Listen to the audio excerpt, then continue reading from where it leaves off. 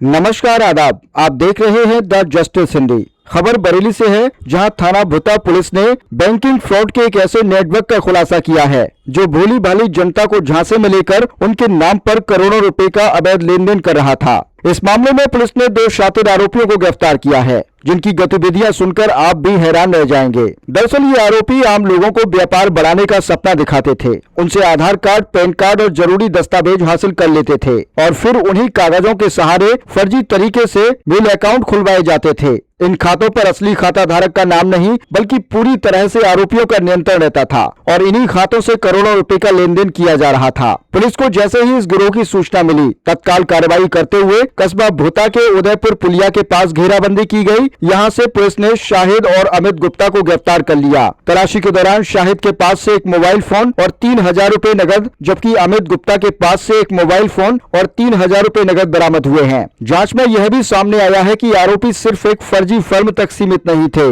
उन्होंने सत्तर साहब ट्रेडर्स के अलावा Mahavir trading company, Mahakal traders और सुमित ट्रेडर्स जैसे नामों से कई फर्जी फर्में खड़ी कर रखी थी। इन्हीं फर्मों के बैंक खातों के जरिए बड़े पैमाने पर पैसों का अनाधिकृत लेन देन किया जा रहा था। पूछताछ के दौरान आरोपियों ने यह भी कबूल किया है कि जिन लोगों के नाम पर खाते खुलवाए जाते थे, उनसे चेकबुक और बैंक से जुड़े सभी दस्तावेजों पर पहले ही हस्ताक्षर करा लिए जाते थे, ताकि पूरा कंट्रोल उनके पास बना रहे। इसके बाद उन्हीं खातों के जरिए करोड़ों रुपए इधर से उधर किए जाते थे। फिलहाल थाना भुता पुलिस ने दोनों आरोपियों के खिलाफ भारतीय न्याय संहिता 2023 की गंभीर धाराओं के तहत मुकदमा दर्ज कर लिया है। पुलिस अब यह पता लगाने में जुटी है कि इस नेटवर्क से और कौन कौन लोग जुड़े हुए हैं और अब तक कितने खातों के जरिए पैसों का खेल खेला गया है। आपको बता दें कि पुलिस ने आम जनता से अपील की है कि अपने आधार कार्ड, पैन कार्ड या बैंक से जुड़े दस्तावेज किसी भी अनजान व्यक्ति को न सौंपें और किसी भी संदिग्ध गतिविधि की सूचना तुरंत पुलिस को दें। आइए सुनते हैं इस पूरे मामले पर क्या बोली एसपी साउथ अंशिका वर्मा।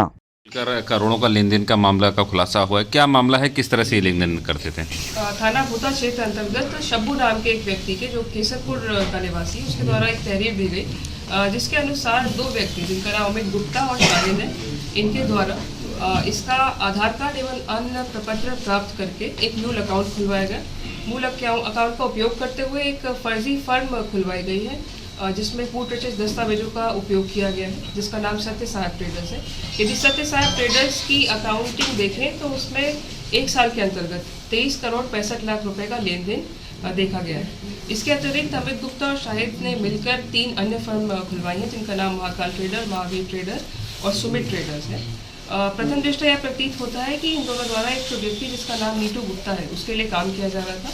इसमें कुछ पैसे जो लेन देन किए गए हैं वो जीएसटी फ्रॉड के लिए लेन देन किए गए हैं, ताकि इनपुट टैक्स क्रेडिट को सेव किया जा सके। इसके अतिरिक्त कई सारा इसमें वॉल्यूम ऑफ मनी है जो अनअकाउंटेड सोर्सेज से आया है, उसके बारे में भी अधिक जानकारी की जा रही है। आज अमित गुप्ता और शाहिद को गिरफ्तार करके माननीय न्यायालय के समक्ष पेश किया जा रहा है। इस संबंध में अभियोग भुता थाने पर पंजीकृत है और इसमें अग्रिम विधिक कार्रवाई जल्द से जल्द सुनिश्चित की जाएगी। क्या इसमें हवाला का जैसे भी लेन देन हुआ है कुछ अभी तक की जानकारी में?